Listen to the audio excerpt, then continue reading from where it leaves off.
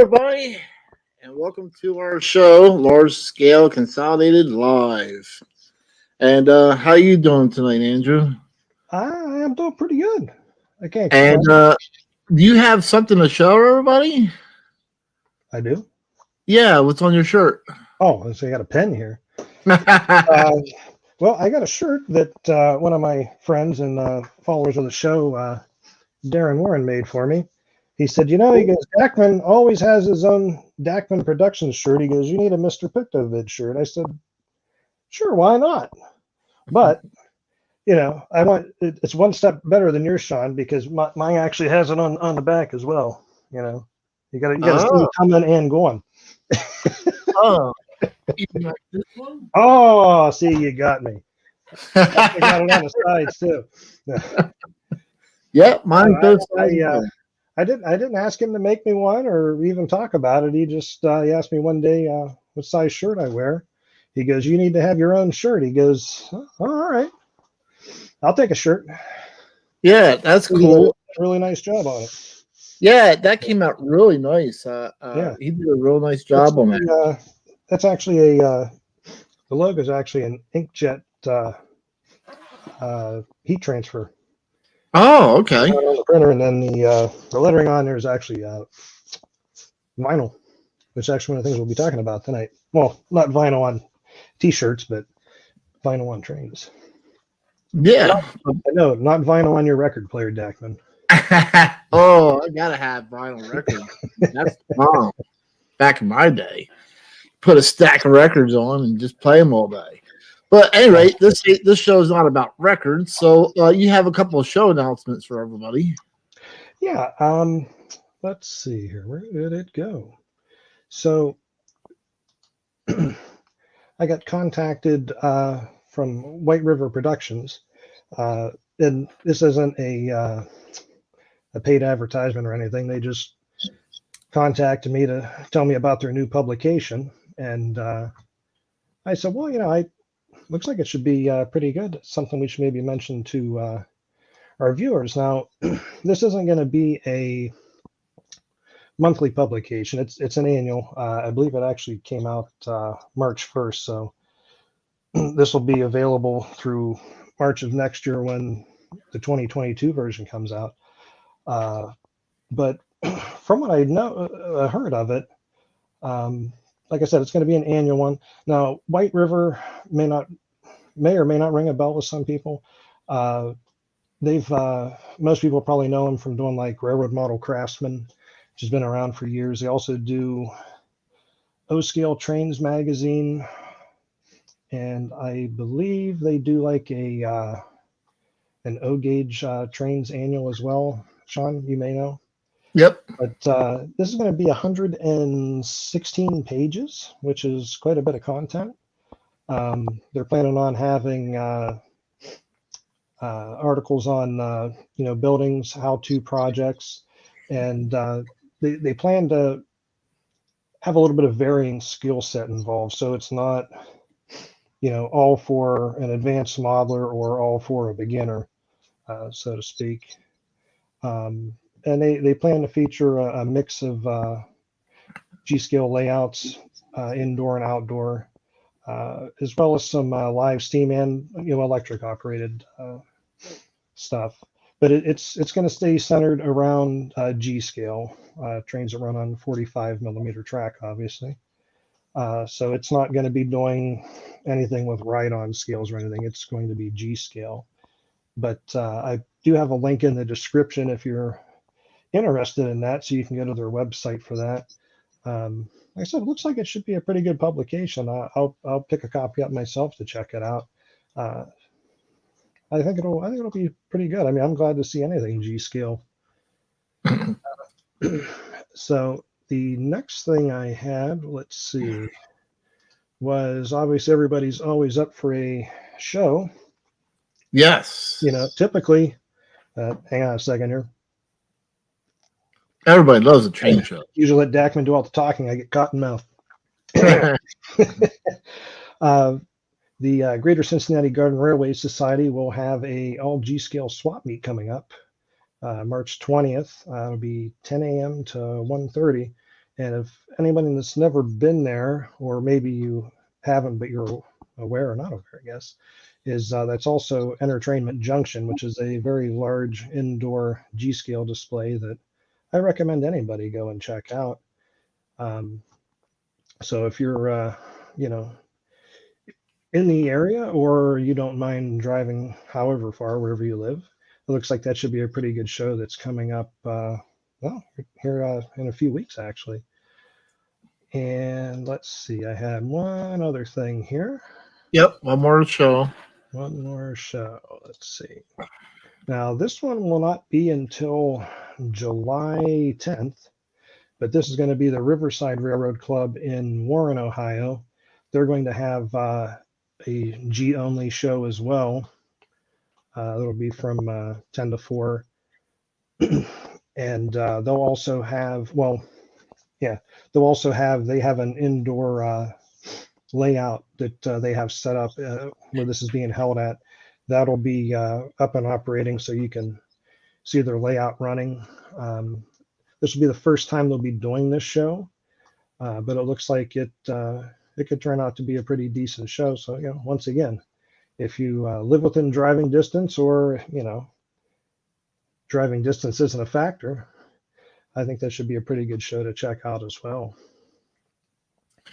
All right. It's all pretty exciting stuff. Thanks for the show announcements and a heads up on the magazine. All right. So before we bring our guest up, we'll go through some names and recognize some people here and see how many names I can get correct tonight. Start your polls now. I hear there's some people gambling against me. So, all right. So the first one in line is Stay Loaded. He's like, he's been with us since the very beginning, from what I remember. Then we have Canadian Railroads. Welcome to the show. And then we have Dave's Trains and Automobiles. We have, and bear with me because I'm scrolling through this trying to catch everybody who's here. David Bush. We have John Simkovich. Hey, John, how's it going? He's with the Pocono Mountain Garden Railway Club there. And then we have Dunbar. Hello, Dunbar. How you doing? He's another one who's here quite often. Joseph Lipinski. He's with the New Hampshire Garden Railway Society. He's another one that you can see at the East Coast Large Scale Train Show. Often running trains at the club. Let's see who else we have here. I'm trying to recognize everybody. Hello, Frank. Manny. I'm guessing I got your name right, but I probably wrecked it. So it's probably my first wrecked name.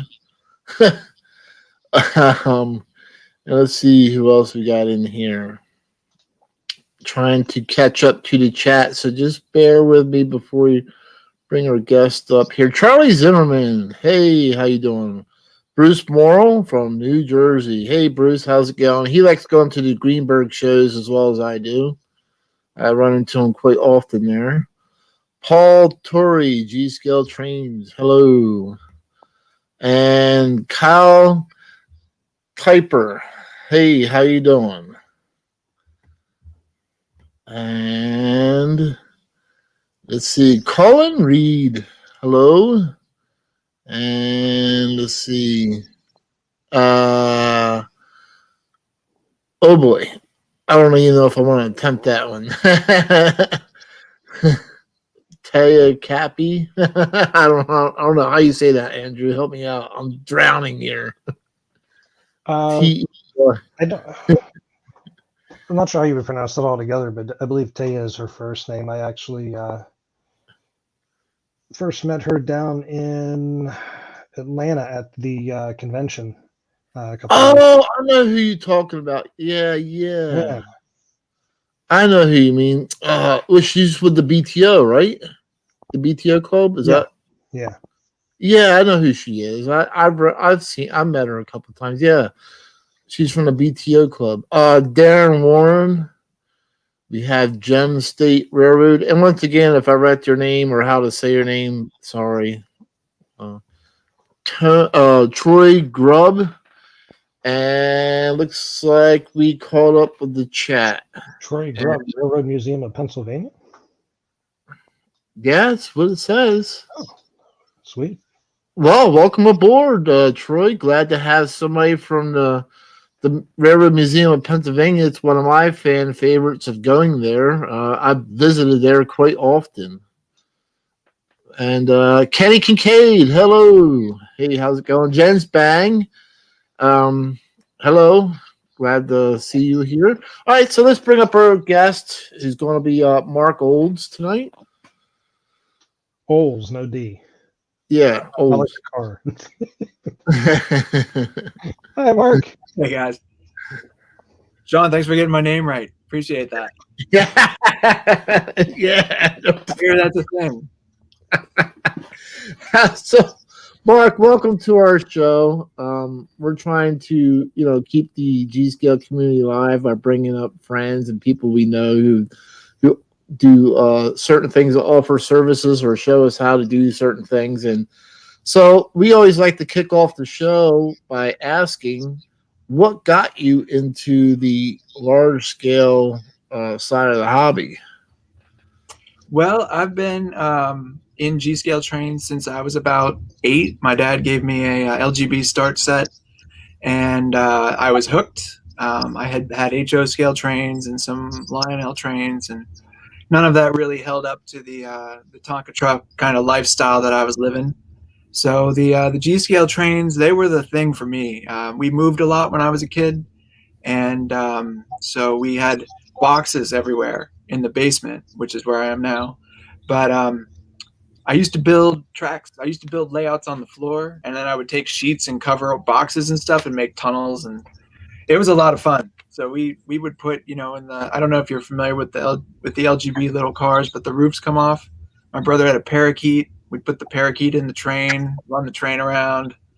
It's stuff like that. That kind of, you can't really do that with HO scale so much. But so I just stuck with the G scale. And then when my parents decided, I did build an HO railroad when I was about 12 with my dad. That was a lot of fun. And but I still had the G scale going. And we talked about building a garden railroad because I used to, subscribe to Garden Railways, and there was a publication called Outdoor Railroader. I don't know how many of you remember Outdoor Railroader, but I never had yeah, I remember that.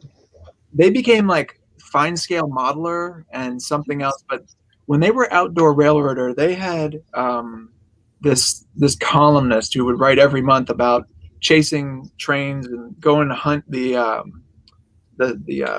little, what's that narrow gauge out there in California, the Southern Pacific coast.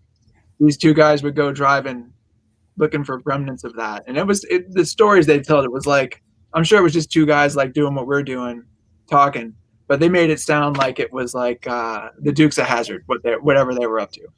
And so anyway, so I ended up building a garden railroad, and then I had a project. It's kind of funny. So I had this garden railroad that I kind of slapped together based on some articles that I read about, and I was like about 15 years old, and my dad was a little bit of a help, but he really wasn't like a hands-on kind of dig in the ground kind of guy. And I had a creek right next to my house, so I could go in the creek and get all these rocks out of it. Living in New England, there's rocks everywhere. Anybody from New England, back me up. You dig, put one shovel in the ground, and like 6 rocks comes out. So there's plenty of rocks to make retaining walls. But I built this railroad, and it was like a figure 8, and I've got a picture of it. And Andrew, I should have sent this to you, but this is the picture. See this, where this bridge is here? Oh yeah.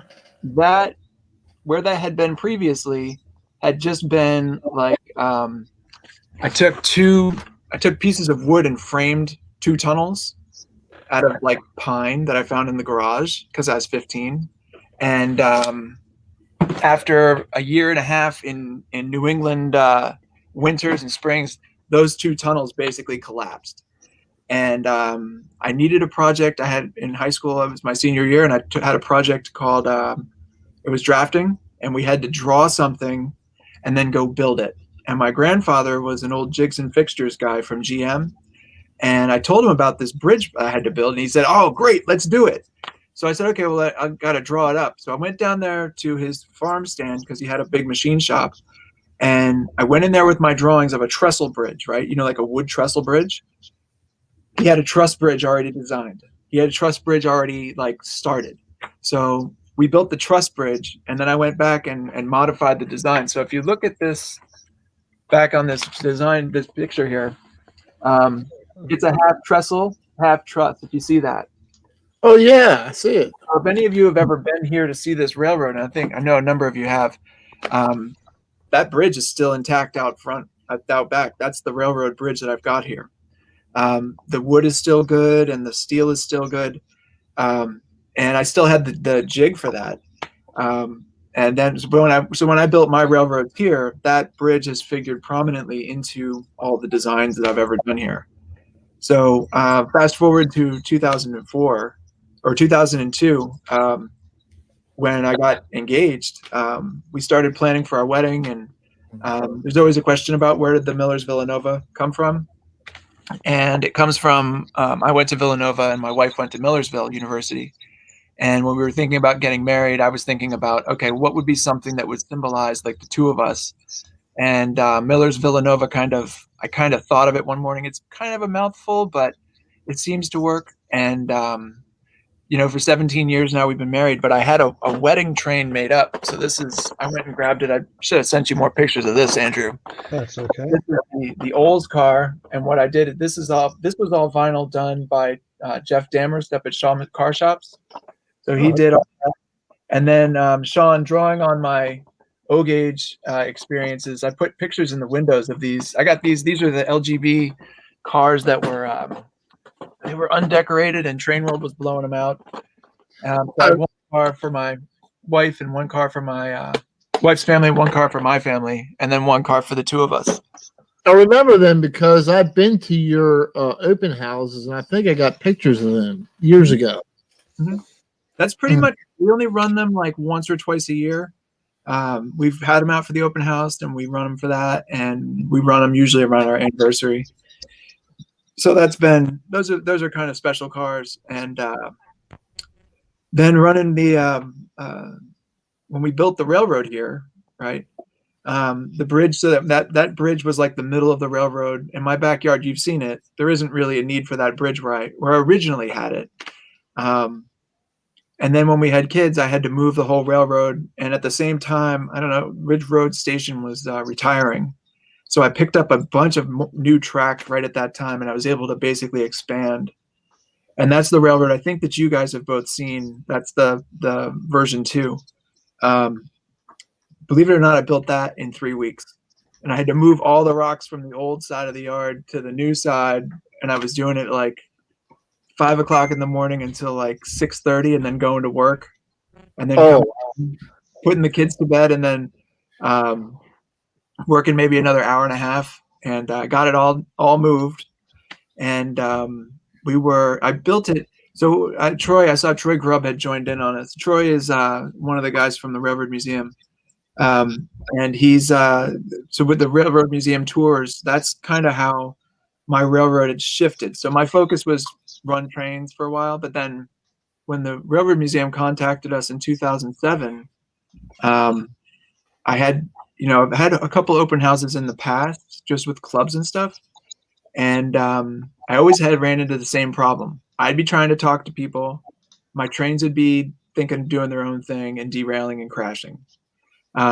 So what I did is I started bringing folks in like Charlie Zimmerman and Jim Miller, I used to be friends with, and Chris France and a couple other guys, even neighbors. I'd bring them in as like guest engineers for the day, and then they would focus on running the trains, and then I would focus on kind of interpreting my railroad to my guests. And I don't know, a couple of those shows we had like 500-600 people in 4 hours stop by. Wow, it was so many people. So Andrew, I get the cotton mouth, man. You get cotton mouth talking to that many people. Yeah. If you don't got something to re-wet your whistle, your tongue starts sticking to the roof of your mouth. and I think that's a pretty great event that the Railroad Museum puts on. That was a pretty Oh, good yeah. idea. Well, it's a tremendous event for them. I mean, it's they had, I think, 9 or 10 railroads average, and you get the map and you go around. But it's a big fundraiser for them. I know folks like us that participate. It's fun for us to share the trains. I mean, I wouldn't do trains outside in my backyard if I didn't, want people to kind of see them sometimes. And my railroad, it's morphed as well. So I even say that my railroad is not a model railroad; it's a working railroad, because we put the fire pit on the one side of the railroad and the stick piles on the other. And so we'll use the gondolas to haul sticks over to the fire pit and burn them. And that's great, because my son and his friends, they love to do that. Like I say, all right, we're doing a stick train, a fire pit train. And so they'll run the sticks and they'll do that for a while, because they like burning the stuff. So it's kind of fun for them. It's fun for us. And so it's definitely like a community that we're kind of building over here with some of that. Yeah, I've enjoyed the tour, and that's how I got to meet you, was through the tour. And I actually shot video of your a couple of years, or at least 2 or 3 years worth of you doing an open house. So it was cool. Yeah, and I really appreciate that, because I'm always talking, and I think I usually take on average about 5 pictures, and it's usually when I'm not going to name names, but his initials are J. Simkovich. No, that's too much. John, when he crashes his Mikados, and when we run Atlantics into other stuff, and I'm kidding. We don't necessarily crash the trains on purpose, but they definitely. I thought John taught it to roll over. I thought that was a trick. Well, that's what I think he was trying to keep that on the down low, because word gets out, and then everybody wants their trains to do that trick, and then the next thing you know, it's like, all right, I got my Evel Knievel train, and how far can I jump it? And can I make it flip off the bridge and land on the rails down below and keep going? So do I, you have that timing, have that capacitor, so Revo doesn't time out on you. It's almost like flux capacitance, time travel. I think yeah. Well, and then we've had other, there's been, and that's the thing with garden trains, is that it's just been, for me, it's always been like about the community, right? It's always like fun. There's always a fun bunch of people, and there's that sort of not taking yourself so seriously. And we've had some great times over here too, with like Kenny Kincaid, I saw was on here, and Kenny was great. We had him here a couple times, and I think Chris Hound came up from Georgia. He was up visiting, and we had like we got together and just ran trains. And I think we talked more about derailing the trains than we did about actually running the trains, but it was still a lot of fun. So I guess that's what I was getting to, is as I expanded my railroad, I was thinking in terms of, all right, what am I going to do when 5 guys show up with 10 cars of trains, or they're coming for the open house, and I invited them to come. Like Charlie came a couple times and he brought amazing stuff to run. He brought Reading T1, and he brought nickel plate Berkshire another time, and he brought Strasbourg 90 and a bunch of Strasbourg coaches. So it's kind of cool to get together and run. I think that's what I missed the most about about not having that show and not having any of the shows, was not so much the going and the buying of part of it, but more the layout side of it, where we kind of got together and hung out and talked about trains and talked about whatever, and gave Larry Otis a hard time. I don't know if you guys know Larry, but oh yeah, I know Larry. He's a cool guy. I don't know if I would go that far, but he's a good guy. No, I'm kidding. Larry's great. Yeah, he is. Yeah. I'm lucky to count him as a friend. He's an enigma, right? He's like one of those mythical creatures. So anyway, but it's so that's been part of where I've gone with my railroad. And then it's gotten to the point where I started doing all my own painting of the Millersvillanova. So the Millersvillanova got expanded out, painted locomotives to match Millersvillanova. Your guest 2 weeks ago made me my number plate for 3177 in 2000, and that had Sean Sean Field. Yeah, he Oh, made okay. that for me back in 2007. He was actually just showing me those about a week ago, actually. Mm-hmm. Interesting.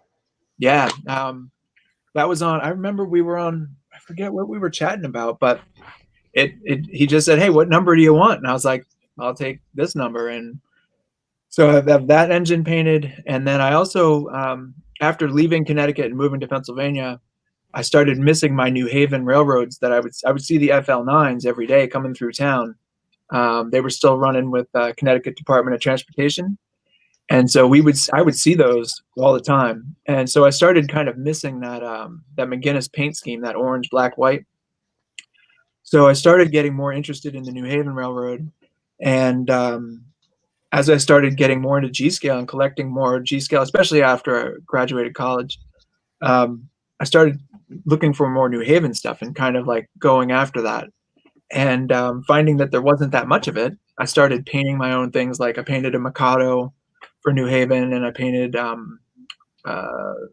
found two FAs that had been painted for New Haven, and I found another New Haven FA. So I've got 3 total FAs, which is kind of cool to run them all together.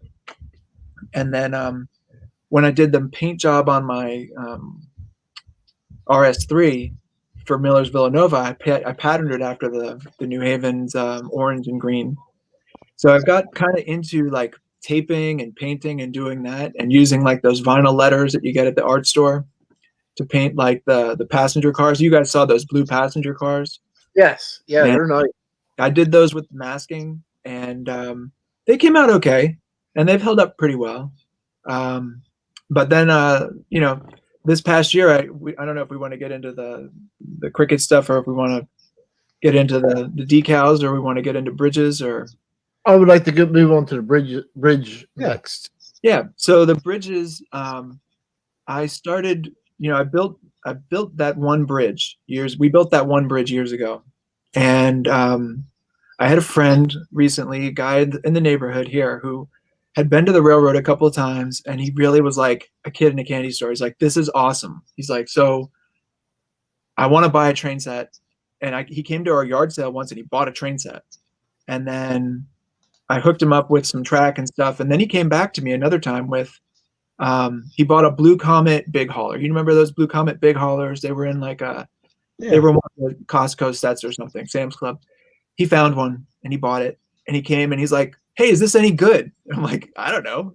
We checked it out and ran it, and then it turned out okay. And then he had me decorate and paint an engine for him, paint one for him. And then after I painted it, he and his wife loved it so much. They were like, "This is amazing." They came to me in the spring and they're like, "We want help building a garden railroad, and here's our backyard." And so I went there and I helped them put this in. And then they came back and said, "Well, they had this awesome koi pond. You can see it there. And all they had, if you look really close, I don't know if you can zoom in on that picture. So if you zoom in on that, you'll see that track is sitting on a piece of 1x4. That's part of my temporary display that I would put up at the open house. And I had given it to him just to have something to go over his fish pond, not thinking that he was going to actually run his trains over that. But he did. And he actually, his custom painted engine, he actually, it went in the drink one day. But yeah. But so I started working on a bridge for him, and I was able to source the steel. There's a place here locally I can drive there and pick up the 1/2-inch bar and the 1/2-by-1/4 bar. And the original bridge design has, so where the truss pieces come up and connect to I call them the long pieces, where the cross pieces are. See how those are like not in the same place? Where those are on the other bridge, those are tapped. This is the same design as what you just saw, but the other bridge has 2 holes through the truss pieces into the cross member, and then that's drilled and tapped. And the problem with that design, now that I'm older and I look at it, is that all of the weight is actually carried in the bolt, in the shear direction, which is the worst way to carry. That's not what you want to do with bolts. You want bolts to be in tension. So as I was putting together, go back to that other one. Well, even this one you can see. As I was putting it together and thinking about drilling and tapping all those holes, I thought, oh, wait a minute. Why don't I just not do that? And I'll move the horizontal pieces, the members, further away from the trusses and just drill straight through. And then I can just bolt everything. And that saved me all that time for drilling and tapping. It saves me all that extra effort. And I can just bolt them all together. So that's what I did. And so that first bridge, when I put it together, it took me a while to get everything right and to figure out how to do it. And basically I had to, made a couple of mistakes on it and had to go back and redo it basically twice. But I got it finally, and it's still standing. I just saw the guy the other day. But that bridge weighs about 75 pounds, and it's 9 feet long. Oh, wow. I'm pretty sure I could. I know we can walk across it. Pretty sure I could put my car up on it. I think that would be okay. I don't think it would do anything. Maybe shake a little, but I didn't do any engineering on them. I just built them. You know what I mean? And I was building them for. They're not like the bridge, the Eagle Wings group and the Mainline Bridges guys. Those guys make some fantastic bridges. I mean, they are like, I would love to have bridges like that or that kind of skill. These bridges are basically like pragmatic bridges that are gonna be able to handle any train you want to run across them and just live forever, probably. Kenny Kincaid was asking if they could be welded. I'm assuming that's probably not as You could. really sound. Yes, I'm not I don't know how to weld, so well, I would that makes two. You could definitely. I mean, they could definitely be welded because it's 1/2 inch plain steel. So that's definitely something that could be done. The one thing that's nice about this, and that original design, I didn't even consider it. We just made it really tall. But that was in 1995. So that's before, the 1:23 really was a big scale. That's before USA trains had their double stacks or any of their other really modern cars, and all that stuff fits through these bridges. So that was pretty cool. This is a bridge for Mike. I'm going to say his name wrong. Tichy. He's out in Omaha. I just shipped this out to him, and we broke one bolt. Apparently the Postal Service broke a bolt getting it out there, but otherwise it sounded like it made it out there okay. But this design, so in talking about the design a little bit more, so all of the members are 1/2 inch, and I brought a couple from the shop because I'm working on an 8-foot bridge right now. So this is what I'm working with for what I call the cross members. Blow him up there, Andrew. Yeah, that's what I'm gonna do. There you go. Basically, what this is going to be is this will be the horizontal piece, and then if this was the those long members going down the center, your track will sit on top of this, and then these ride on top of this the horizontal piece on the edge. So in other words, your track is nothing is being held underneath like this. It's all on top, and I think that makes it a really strong design. What type of metal are you using there, Mark? It is just it's plain steel. It's mild. It's mild steel. Yep. Okay. This is the 1/2 by 1/4 stuff, and I just go basically and I chop the steel on an angle so that when they're all together, they look good and they don't have any weird angles pointed out. It's all comes together, looks nice anyway. Do you have a jig for cutting that on an angle like that? I use one of these. So I saved one from my first bridge build, and then I've actually just made another one. I can probably use this one to make this 8-foot bridge is going to take 36 of these. So I got to make. I got 75 of them or 80 of them. I was up early this week cutting steel and then drilling. So this has been the new project this week. And then actually this piece, this length, is actually good enough that I can use these for the underside underneath. So they basically lock the bridge square. So even the design shows. If you ever seen some bridges too have like the ends are kind of offset like this. I don't know if anybody ever does the rail trail up in near Cornwall, Pennsylvania, but there's a bridge that's got, and there are bridges like that where they have they're offset, like this. This design actually would allow us to do that pretty easily because all we have to do is just set that cross member, that diagonal piece, once we get the two sides, because they can move independently, right? Because it's just all 4 bolts. So kind of neat that way. And I was actually thinking about shipping that way, kind of shift it all, and fold it flat. But in the end, I ended up shipping that last bridge as a finished bridge. I painted it. Andrew, I sent you some pictures that we painted using this Rust-Oleum spray called Aged Rust. Mike wanted it to look rusty. And my concern with this bridge, with this metal, is because it's mild steel, right? Corrosion allowance on 1/4-inch steel is 1/8 of an inch, right? So basically this is all your corrosion allowance right here. So if you don't do something to it, it's gonna basically eventually rust away. So if you go to the pictures that he had that I was looking at, there was a tray that load up. There's too many. Do you have do you spray it like with a rust inhibitor type of primer first, or? I hit it with I probably could. I don't know if those rust inhibitors allow you to paint on top of them. Like, yeah. I know there's like a zinc type of spray as well that prevents rust as well too. Okay. I didn't look into that. I just painted it with like the Fusion 2X primer. Oh, okay. Home Depot. Yeah, because where I work as a diesel mechanic, we deal with rust because of the salt on the roads all the time, and we buy this zinc type of paint spray, and it's supposed to prevent the rust from going into it or any further than what it has. Yeah.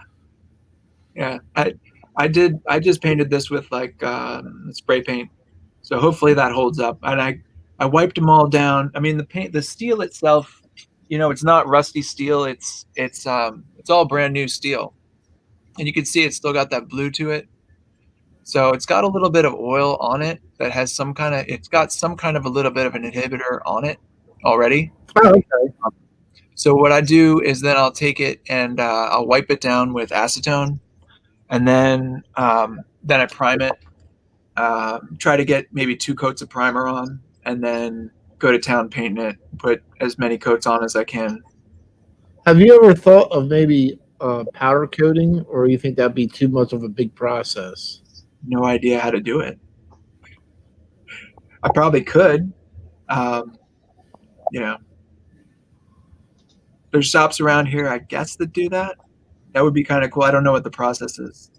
My wife is already mad for me trying to use the oven to dry paint. You're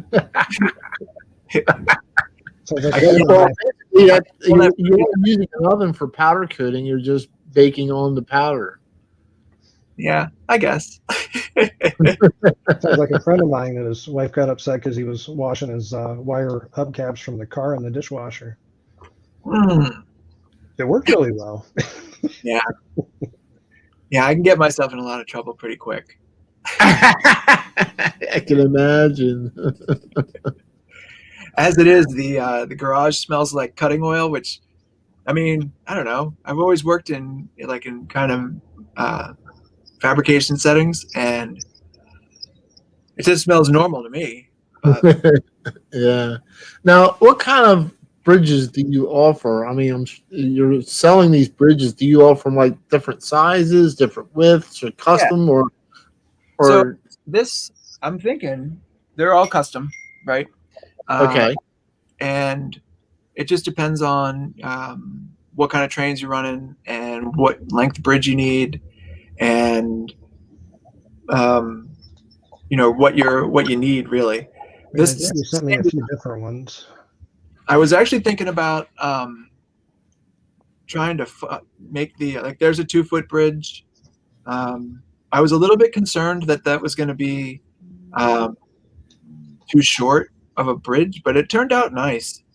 And the guy, he got it from me, and I met him in Strasbourg. He lived in Wilmington. It definitely is overkill for 2 feet, but.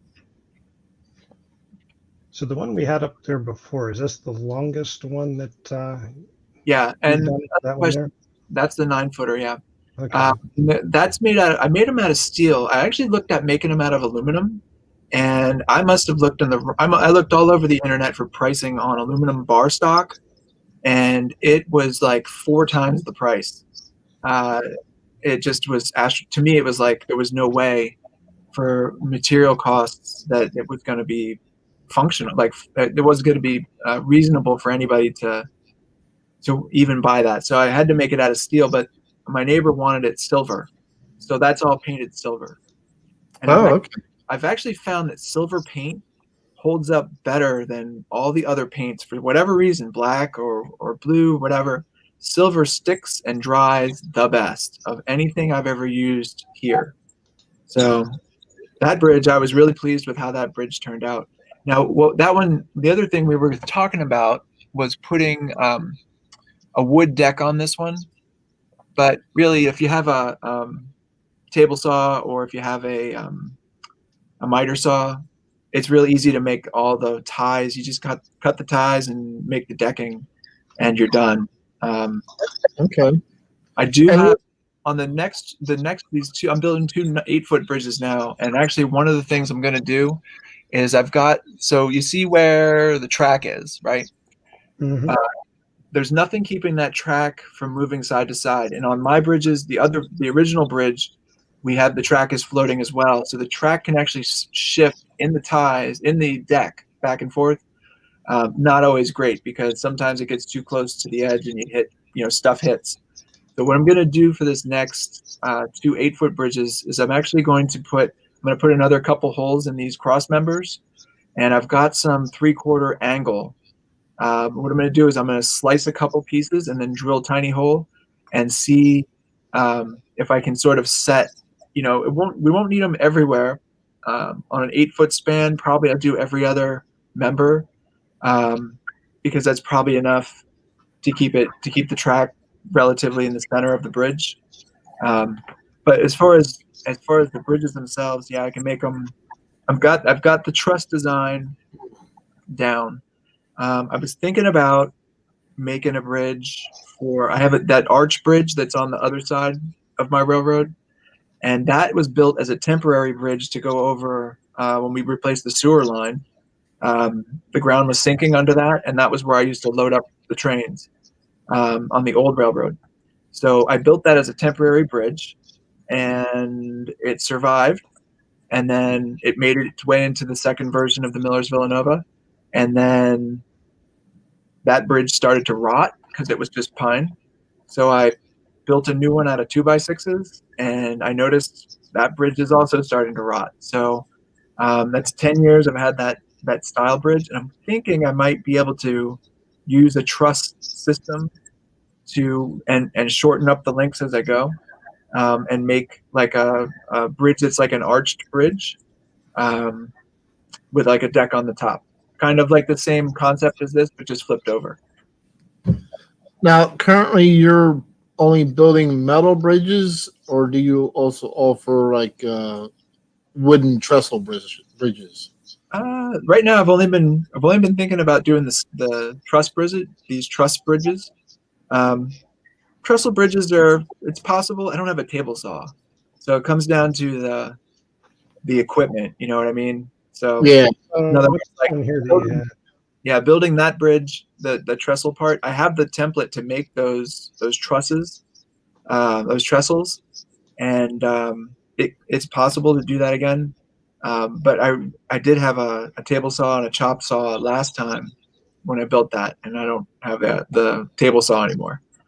So maybe, but the steel bridges are kind of fun because it reminds me of my grandfather, and he's been passed on now for when did he die? 2003. He passed away. So kind of like it's kind of like I'm sitting there, I'm working on the steel bridge. I think about him. So it's kind of like at the same time as I'm building it for someone, I'm also reminiscing about my family. So it's kind of cool that way. Oh, okay. And that's a USA Trains GG1 going across that old bridge. So maybe I do need to replace that bridge. Yeah, that's a pretty heavy locomotive there. Well, what you don't see there is there's actually 10-foot. There's two 10-foot bars that run the length of that whole span. So there's some good support through there.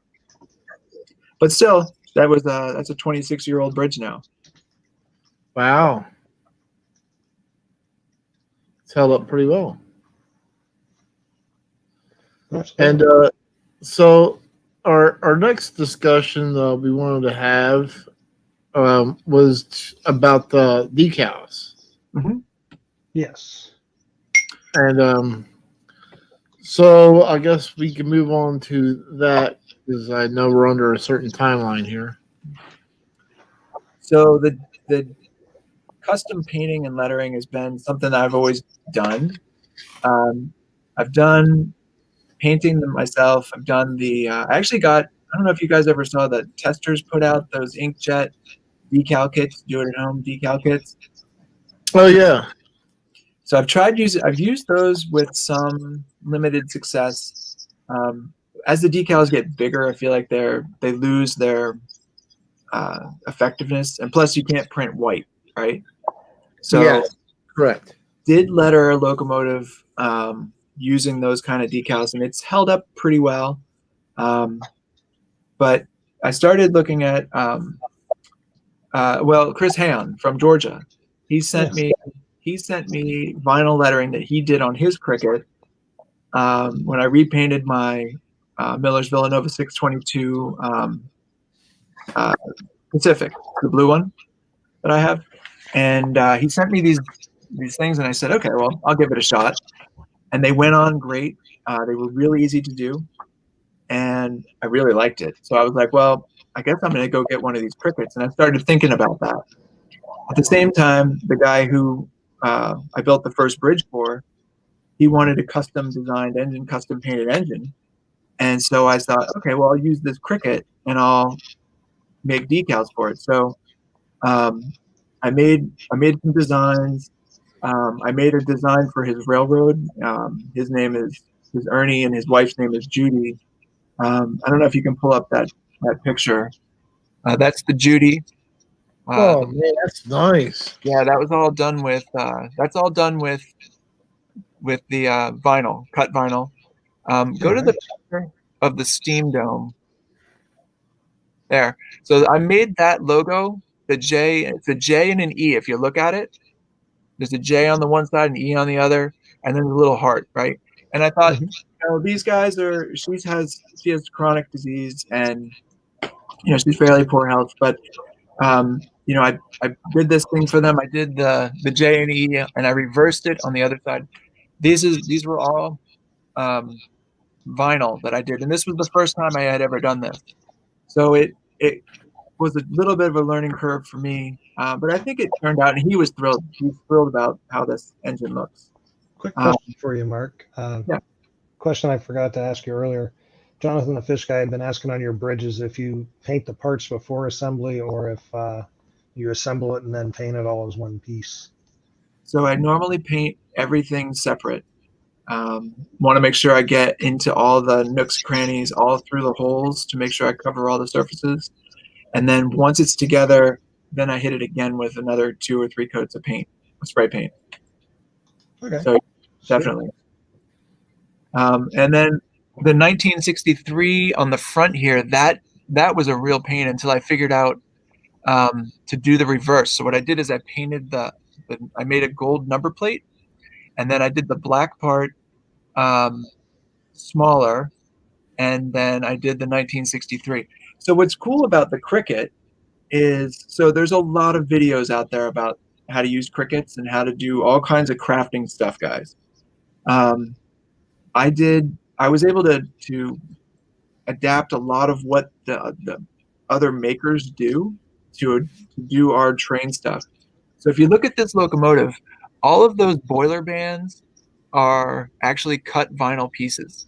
And I used micrometer to measure the width of the plastic and then made those strips. And then I was able to make, use a razor blade and cut as you go, as I went around the boiler there. I was able to make all of the little round logos, and I went down as small as like 1/4 of an inch.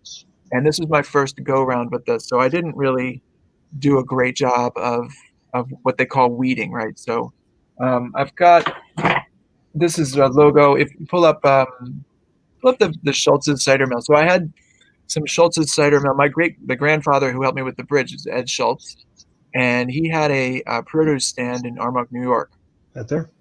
Yep. So that is actually a scan of a label that my great grandfather drew. He used to work for the New York Sun newspaper in New York as a cartoonist, and he drew this. So that's my great grandfather's handwriting. I never met the guy, but that was one of the things that he drew, and I was able to transfer that into a cut vinyl piece, right? And put it on a wine glass. I sent that out to my sister-in-law in California. I went kind of crazy 2 Christmases ago with making stuff for people and sending it out. But what I ended up doing, because I had painted my own tank cars for the Schultz's cider mill, but they were starting to look pretty bad, right? After 12 or 13 years of, how often you really pay attention to a tank car, right? I mean, locomotives, yeah, we're going to clean them, make sure that they look good. Tank cars, you just run them. So this car, that's one of the LGB ones that I have. And I forgot I had this book, Andrew. Otherwise, we could have scanned this whole thing. Oh. Yeah, it's got I had put these things together for open houses. And it's all about the customization and all the other stuff. But I have pictures of those tank cars when they were new.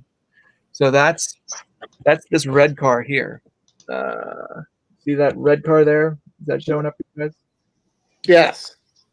What I had done on that one is I had some old labels from the jugs of cider, and I cut them, and I just slapped them on the tank car, painted them red, slapped it on there, and I used some transfers. So I went back and I thought, okay, what can I do with this Cricut? So these are the finished cars. Andrew, did I pull up the one that's like a gray T-shirt looking thing?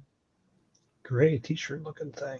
The picture that looks like a gray T-shirt. Didn't I put that one up there?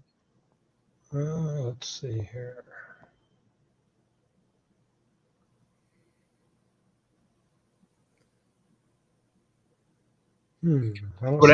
So what I did is I scanned in a T-shirt that I have, which has another old logo, and the logo that's on this. Well, here, this logo here. I have the car here. The logo over here. This was also a Pop Schultz. So this one was also a Pop Schultz design, and that was on the T-shirt along with the Schultz's here. And I ended up going through and taking this logo here, and you go through and you pick out all the parts you don't want, and then you use this transfer tape to lift it off the backer paper, and then you apply it. It's pretty straightforward to do once you've got your design ready and you're able to weed it, and then you lift it off and you apply it. The nice thing about it is for like model railroaders and stuff, where we've got lettering, right? Like this over here, this part, we can get things lined up really nice. Like that's always the really hard part, I think, with decals, and the difference between doing decal or doing paint masking is getting this stuff to look crisp. And this was the first one of these I did. So this one also is not my best one. I think the best one was probably the green one, but even the worst one of mine turned out pretty good. And I think this is something that, as we're, you know, all of us have some kind of a history with something. We all worked somewhere, or we all have some kind of history, or we have a railroad that nobody does, or we just want to re-letter it for something else. I think this is a thing that this is a device that a lot of us can use, and it's pretty easy, and it's really actually it gets kind of addicting. There's the wedding train engine. I went and repainted that, and I painted the inside of the cab, and then I reapplied logos or the Millersvillanova logo. That engine, actually, the decals on that engine. So the wedding train is all done with vinyl, right? The train itself is done with vinyl, but the locomotive was all decals, water slide decals. And the difference between the two yellows, especially over time, was pretty clear. The vinyl has held up really well, and the decals were getting scratched and they were chipping and they were not looking as good. So I made these last summer. I tore the I actually melted the smokestack on my Mikado. I admit it. I did a thing. I burned up a locomotive. You melted it. I melted it. I melted it right down. Wow. Yeah. And I ordered a new, luckily I was able to get a new smokestack. And while I had the smokestack out, I thought, well, maybe it's time to pull out these LGB soundboard and put in a better soundboard. And so I started working on that. And then there's a whole other project of trying to get the chuff rates right. And I still haven't put the engine back together, but I did repaint it while it was apart. And it's coming out nice. So there's the cab. Behind you, you can see those little pinstripes that are on the paper there. Yeah. Those are here. Oh, maybe bring that. So these are the pinstripes on the tender. I got the tender back together. It's all in pretty good shape. See, extended the lines all the way around. And I did, I measured the space that's between the top line of rivets and the bottom sill. And that's right where I put these lines, because then I don't have to go over any rivets. And that's one of the problems with vinyl, is that it doesn't always settle down like a decal will. So you have to kind of plan around that a little bit. That's just one of the natures of that kind of a decal. So that's but that's been a lot of fun too. And I'm actually working on a project for helping a guy. He wanted a custom train, and he's building a whole like garden shed, and it's like his pool cabana, and we're going to put a train in his pool cabana. So it's like awesome. And I'm helping him. I'm doing the same thing. I'm working with his corporate logos, and we're going to customize this train for him and his family. And it just creates a lot of interest and a lot of personality. Union Pacific is awesome. Norfolk Southern and all the big railroads, New Haven, and all these guys are great. But it's really fun when you've got something that's like your thing. It's like a little bit. It's kind of like when you see Charlie's his graffiti on his cars. Like, it's just what railroad that is when you see those. You know what I mean? And I think it makes it, for me anyway, it makes it fun to see those kind of things. So tell me, how hard is it to work with the Cricut and actually make these, Mark? It's pretty easy. So Cricut is all it's all done through their website. So you create an account, and then you go in, and they have it set up. So this is a piece of the grid paper, okay, that you use to actually do the vinyl on.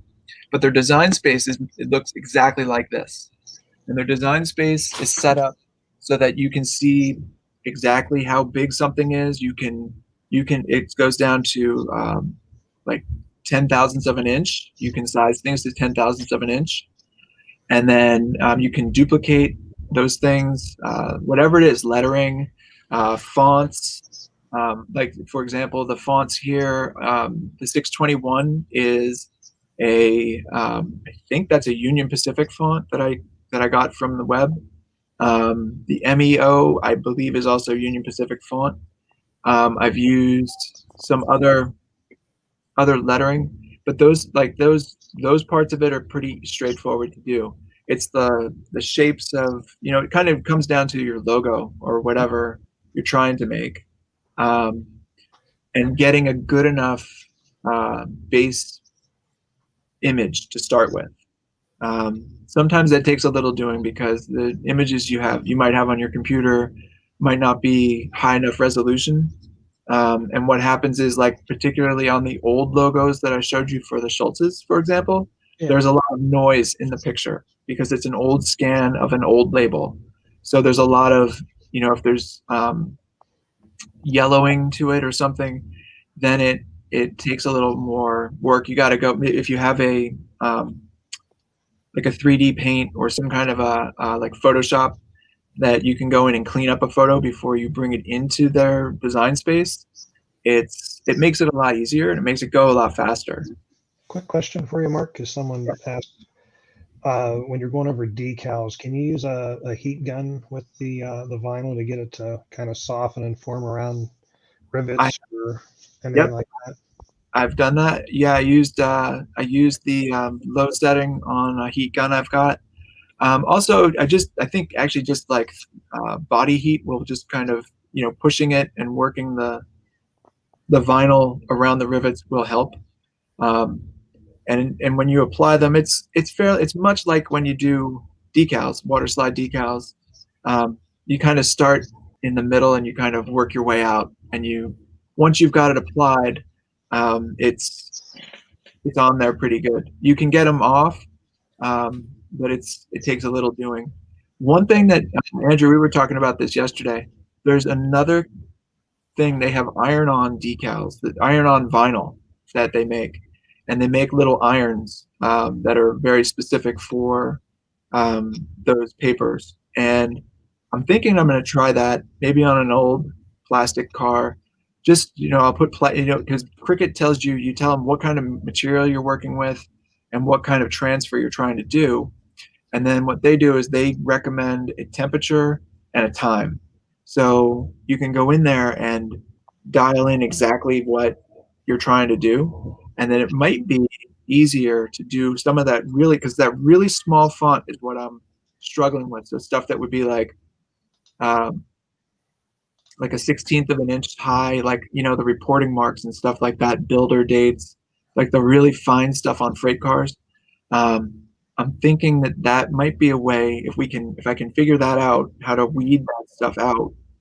Because what the nice thing about that, using that kind of a transfer, is that the transfer tape is already attached to it, and it makes it a lot simpler for when you go to remove the decal from the backer paper. So in this case, this is the backer paper here, and this is the decal on the front, but I can't use this as it is. So what I have to do is get a piece of transfer tape and put it over top. And the transfer tape is like a clear masking tape with maybe not as sticky. And then that'll lift all these details off. But I've had it happen where, like, for example, like these little lines that aren't attached here or as eyebrows, they don't come off. So then you got to kind of go back and hope you lay it down in the right spot. And it takes a little bit of patience and time to get that exactly right. But if we could do it where the backer was already on this, where the transfer tape was already on this, and all we were doing is taking it from the backside and applying heat to it, I think they would stick a lot better. That's how your friend made your T-shirt. Yeah, that's exactly how that's done. Because I've done that. I have the iron here to do. I actually made a bunch of T-shirts in the fall. did you bring them down there with you, Mark, or no? Yeah. Someone was asking. They didn't know what we were talking about. Oh. When I see them, to me it looks like an inkjet printer when I first look at it. If you don't know what it is. Okay, so I'm fancy, guys. This is the Martha Stewart edition, right? It was the only one they had in the store, so don't judge.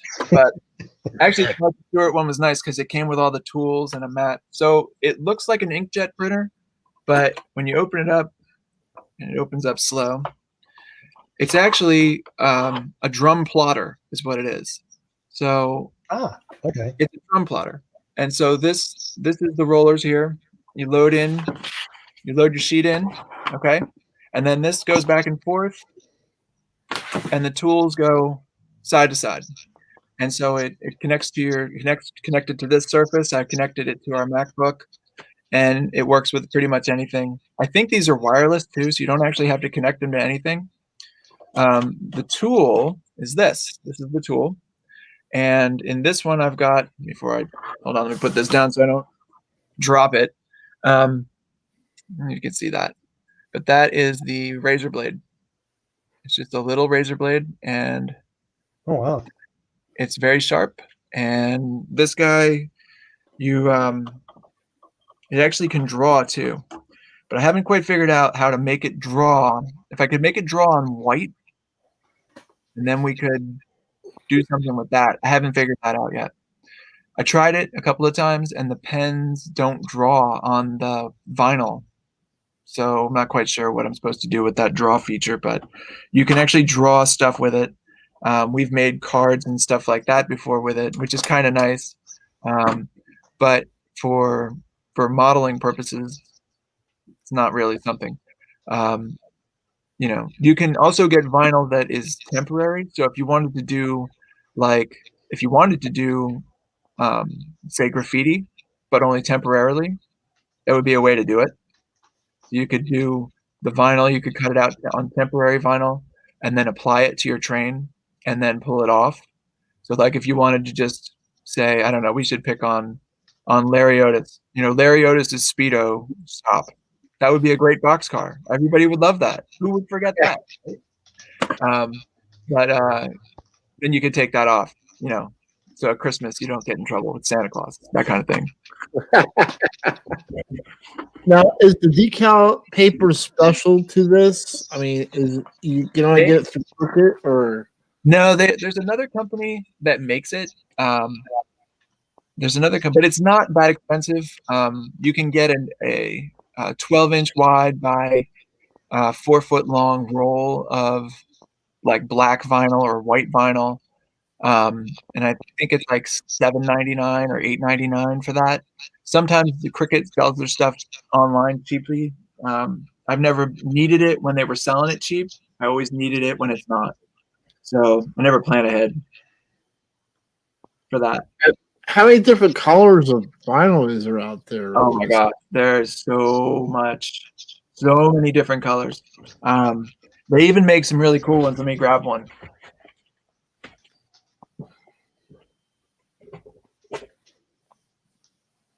So they make vinyl that's like holographic and like this one. So see that? That looks like it's blue. Yeah. And it's red. See that? It's like red. Yeah.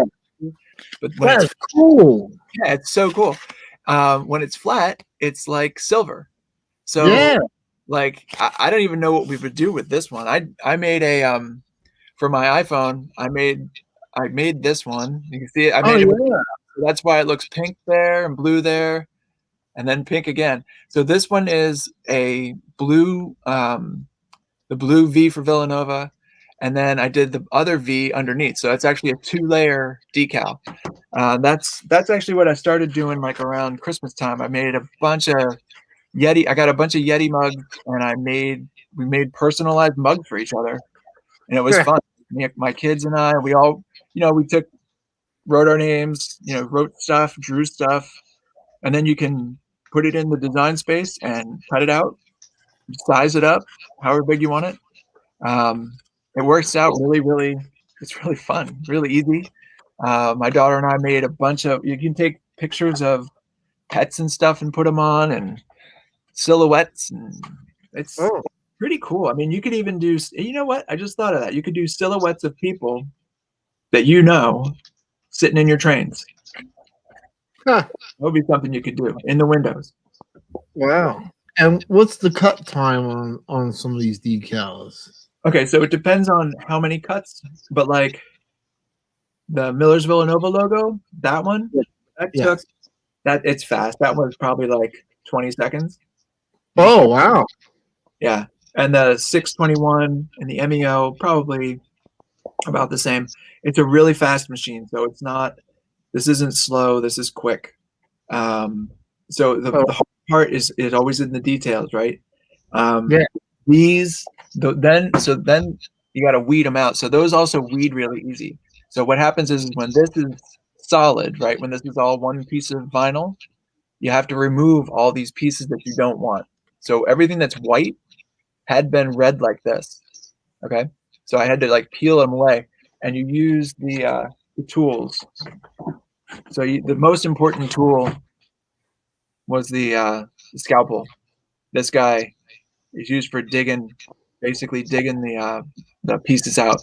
Now, the other thing I found out recently too, by watching some other YouTubers, is the trick to making these cut better is to put more pressure, to run the tool with more pressure. So there's a trick to doing that with how where the adjustment is on the knob. So it's pretty fast to do it that way, and it makes it a lot better of a cut, because the plastic vinyl, like, it doesn't. It's basically you're scoring it, and then you're peeling off what you don't want. So that's really the longest part of it. Weeding something like this probably took 5-10 minutes. Probably took a minute for 2 minutes for it to cut it, and then it probably took me 5 or 10 minutes to weed it out. And it's, you got to have good light when you do it. In fact, I'm just looking at it now and I missed a bunch of stuff, but that's okay. I'm not doing anything else with this one right now.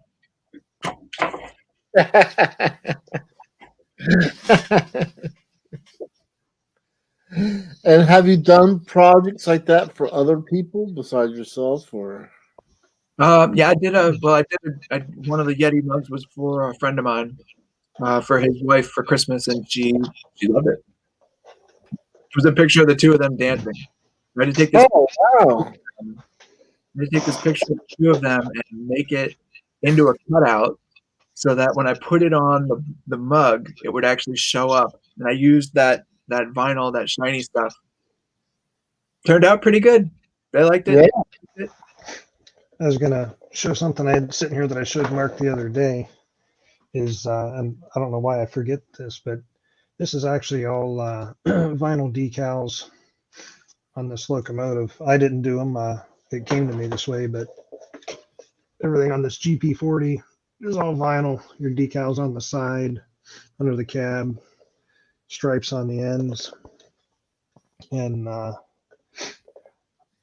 in all honesty, I don't know how well it'll show up there. Well, I got some foam on there, but the vinyl kind of conforms quite well over top of the panels now on the side, just to kind of give people an idea of what it would look like on a diesel like that.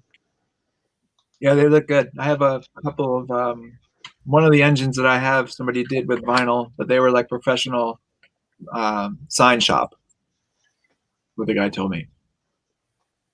But yeah, it's fun, and for home stuff, guys, it's like it's definitely better than hand painting, and for doing special logos or corporate logos, or trying to even like your favorite, I don't know, your favorite beverage or favorite sports team.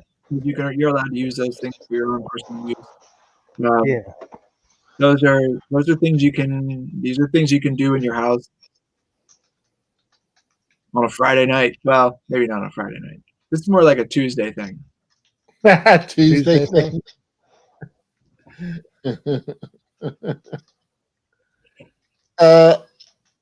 So John's asking, what does that unit run about money wise? The Cricut Air 2. I think they're moving on to their next model. So the Cricut Air 2 was like, I don't know, it was like $250, but that included all the kit, all the parts and stuff, like all the other tools that you want.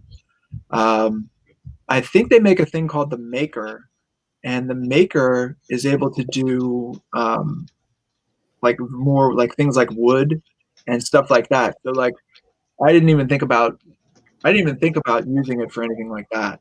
But you can get tools for this that you can make, our size buildings and stuff, and like particularly windows. Like, I don't know about you guys.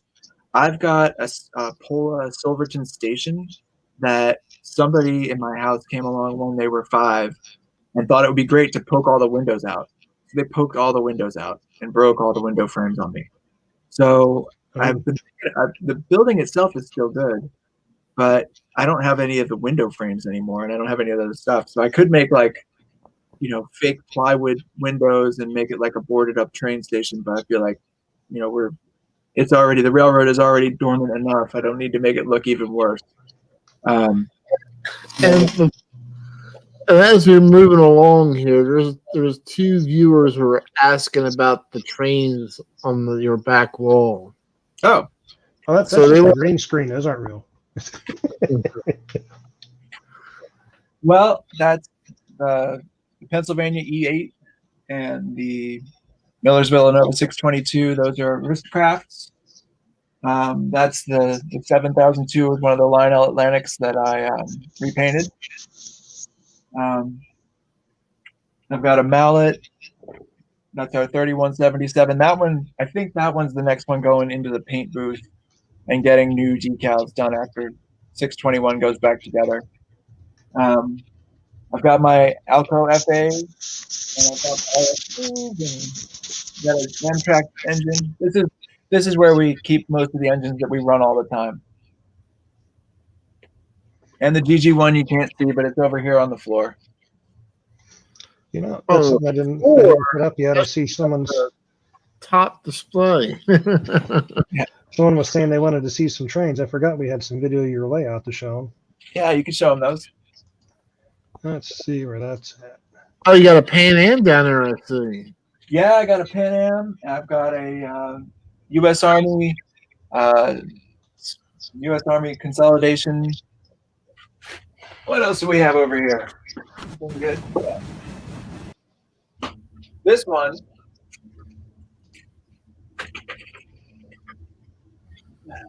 This was one I don't run very much. This is the Estelle. So you guys have heard of Dave Fletcher down in Australia? He does he used to do the master class on My Large Scale. You ever hear of that guy? Yeah. Uh-huh.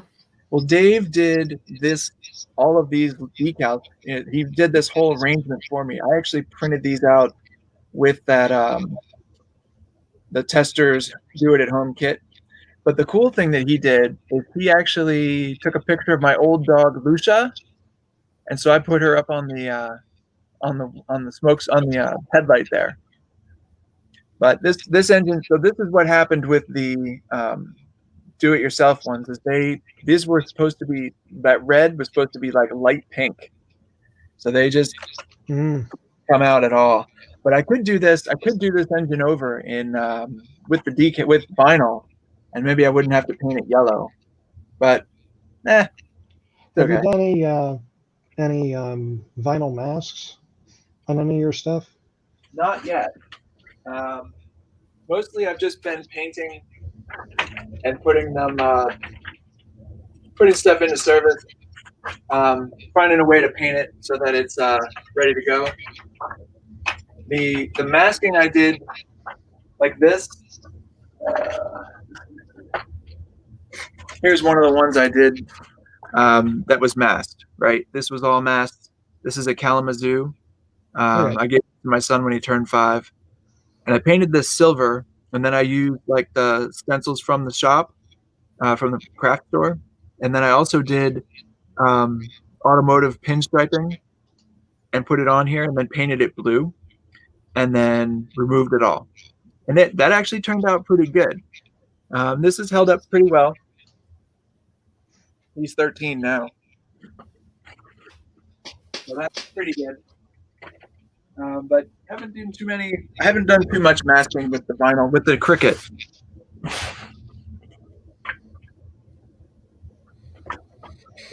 So these are some of I put together a video last fall when we didn't have our open house.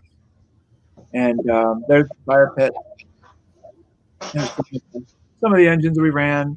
We ran a little bit last year. It seemed like we had a lot more time to run, but we just didn't do too much. That's the lettering that Chris Hayon did for me. That car there, those are stickers I got online. So I actually could go back and that boxcar is right here. I could really go back and redo this Villanova boxcar and reefer because I just used stickers I got online. So these are just stickers. Oh, right? okay. And they're kind of cool. You know, they made the love, like the Philadelphia love, but they put the Villanova V in there. Yeah.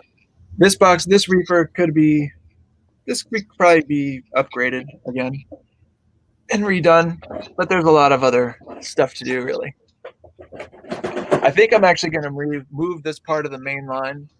I'm going to switch this right here where this train is going under the bridge. Always we have a twist. We have like a weird twist in the track, and I think this year I'm going to actually move everything to the right in this view, so that I can go through that curve there a little bit straighter. Oh, okay. Mm-hmm. Now, granted, the museum does their tour again this year. Will you be on it again? I think we'll be able to be on it this year. Here's the vinyl painted engine that I got from a gentleman in California. Yeah. Yeah, it's I think that's a Lionel Atlantic that I redid. Yeah, and it crashed like right after this, and we broke the driver. Ooh. So I think so the same uncle who I bought this new drill press from, he also sold me his old lathe. And John Simkovich and I have been chatting a lot about making crank pins for Atlantics. We can just basically cut those old crank pins off and just pop metal ones in there that'll last better. That's one of the reasons I bought one of those the lathe. So I have a lathe. That'll be my next thing that I start working on. Here's one of the big problems of my railroad. We're gonna have okay. They're stopping. I was worried there for a minute. Yeah. Don't worry, this isn't live. There's the whole wedding train when it's together. Yeah, I remember you the last time we were here had balloons. Is this when we're gonna get a wreck? Because this is the open house. This is the open house. This is the video you did. Oh, okay. You took footage from other stuff. Okay.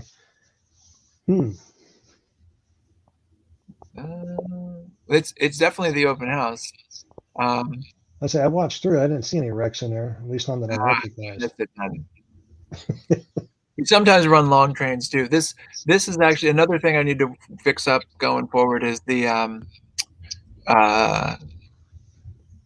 turntable. So this is the turntable lead, the yard lead, and the turntable is now getting a little beat up too. So I think I need to go and take my my bridge design and adapt it to make a turntable bridge.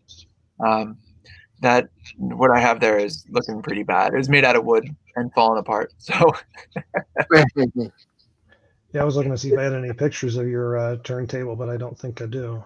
I don't think I gave you any.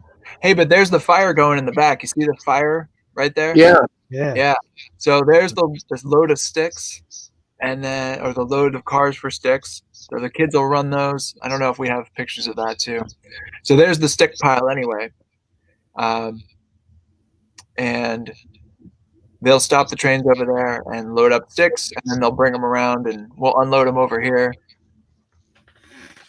So, yeah, it's a working railroad and less model railroad, more working railroad, I guess. So don't call it a working railroad. They'll want you to file taxes on that. That's true. But then if I have to file taxes, then I can write off all that equipment I just bought. Yeah, there you go. It's always something. Either way. Hey, Ken, if you're still on, we still have your Rio Grande heavyweights that we bought from you several years ago. We had intended to repaint those as Millersvillanova, but We liked them so much as Rio Grande that we just haven't. Sean's Rio Grande heavyweights? They were Kenny's. Oh, Kenny. okay. There's a little edge of the turntable there. I don't know what we're looking at here. Is there a train coming? This is what the railroad's like most of the time. No train coming. Oh, this is file.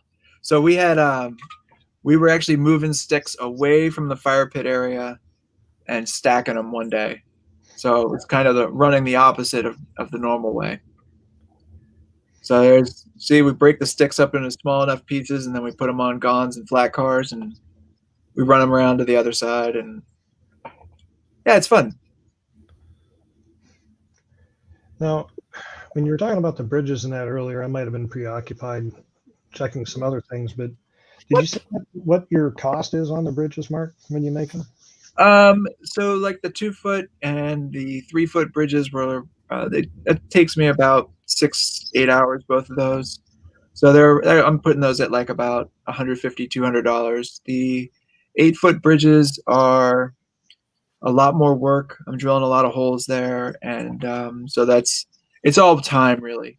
So those are like $750, and that would be like pretty much the same price for a single track or a double track, because it's just a little bit more for the material, and I'm not drilling a whole lot more of the truss supports. It's there's a little bit more drill on the horizontal pieces, so it's not too much more. So I don't think I would charge more than that. We're doing it as like a hobbyist for our hobbyists. So, this is something I'm doing in my spare time, not really trying to retire against it. So hey, you should send me that F unit. I got a different number one sitting on my shelf here. It would go great with. Oh yeah. Does yours also have the MB Supermodel name on it? No, probably not. Okay. That was our Steelers train, by the way. That thing is one of I guess Mike's Train House did like 77 of those sets, and that was actually an official thing they made. It wasn't something you did. No, that's an official one. And I guess if they ever win a 7th one, I don't have to worry about it anytime soon. But if they ever win a 7th one, I will have to make one on my own. And Kyle was asking if that you run track power or if you're running battery, Mark. Yeah, Kyle, we're all it's all track power here. I've been track power and stainless steel since 2004, and it's worked out really well for us. I haven't had to replace any track from wear or from any of that. It's probably about time for me to go back and just double check all my my wiring connections, but everything seems to be running pretty well.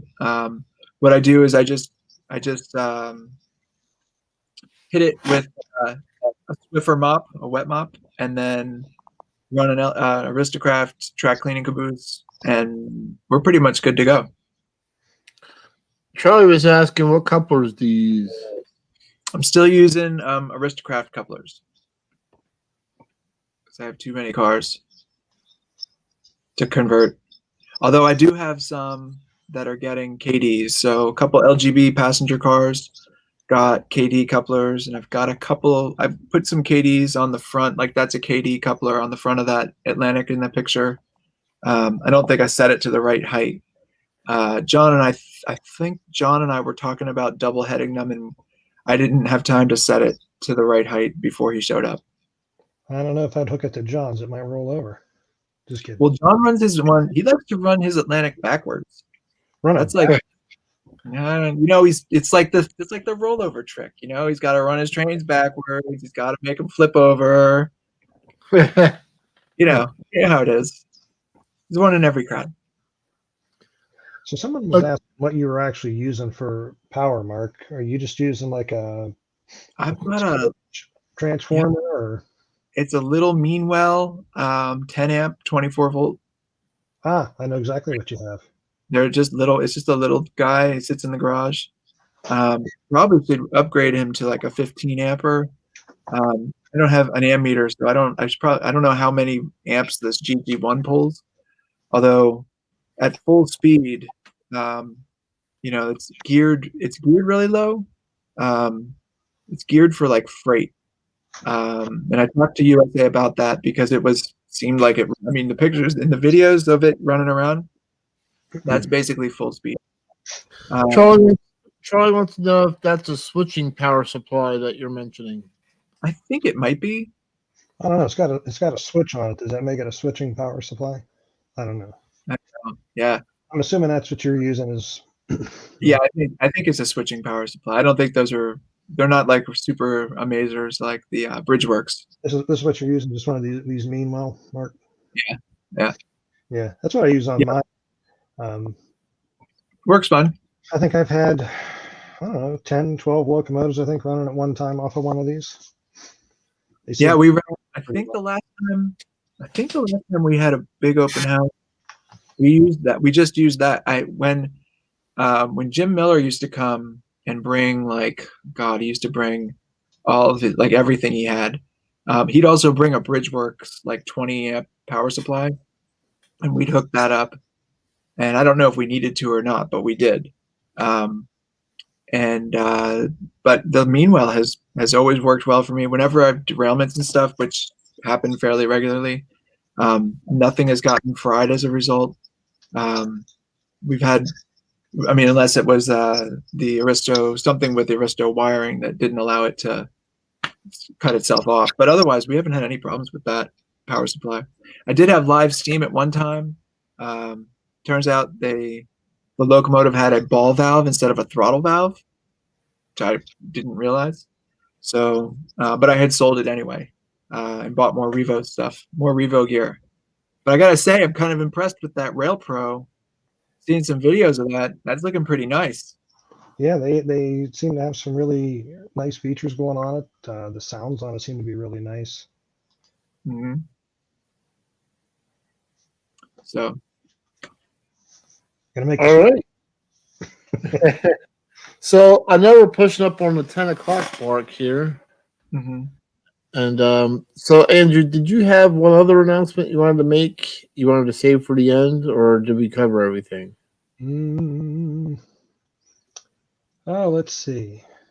Well, we were going to talk about the day we have our show on is actually going to be changing with. Yes.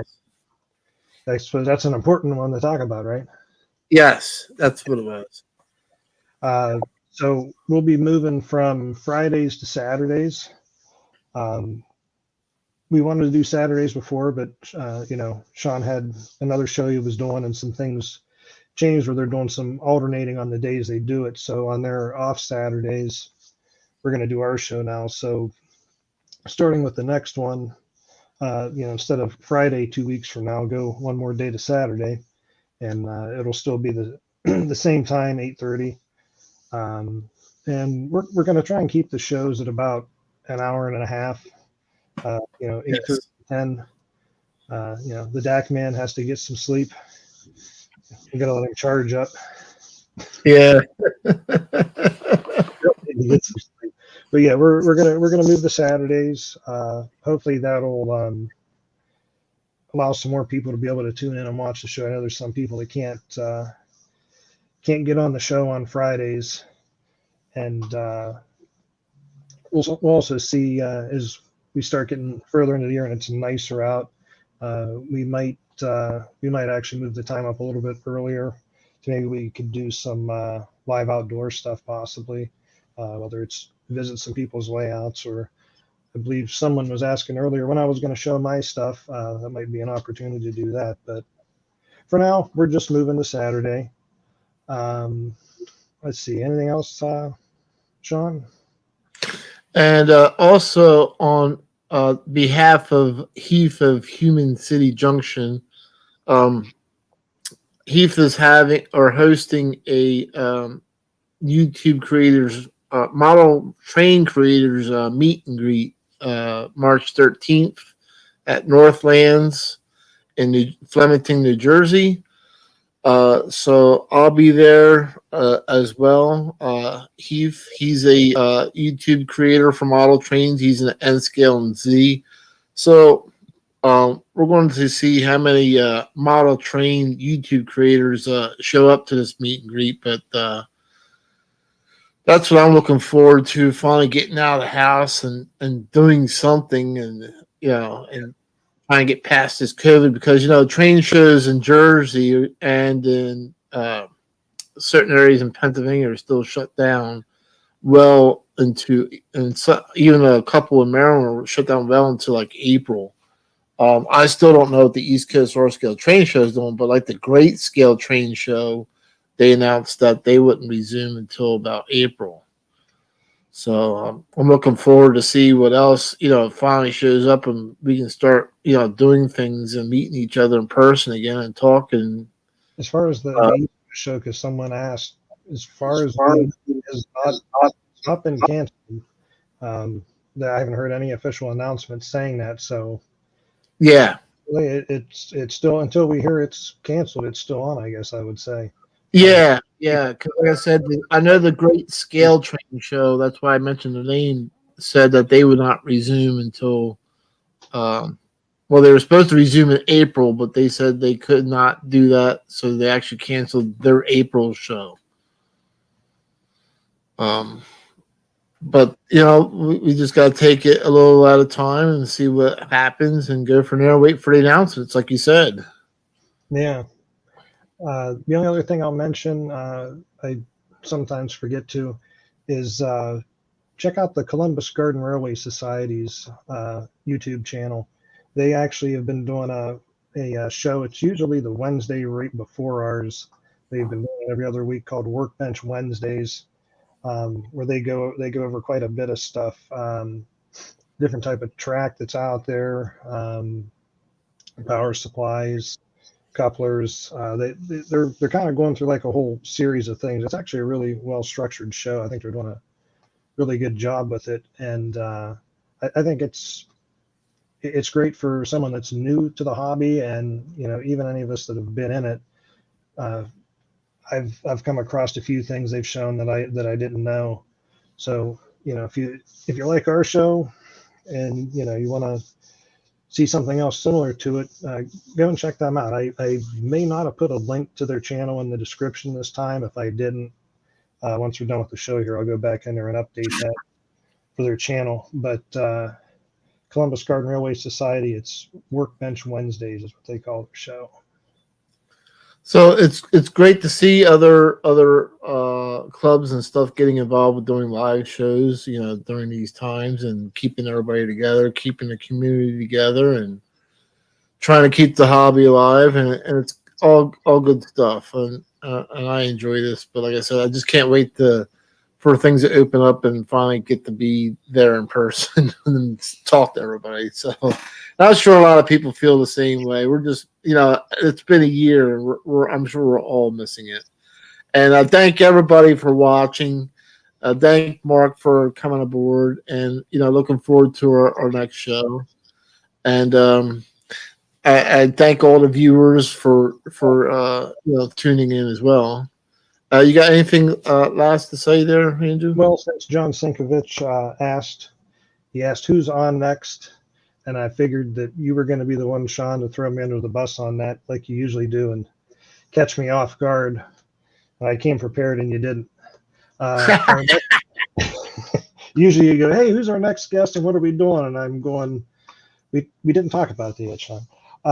Actually, we're going to have Nico Corbo back on our next show. And we're actually going to focus on, Nico's going to take people through kind of the general basics of converting from standard track power to radio control, and also if you want to go battery or not. So he's gonna take people through showing them how to modify something from stock to add radio control into it, and also if you want to go battery power, or if you'd like to be able to do battery and track power.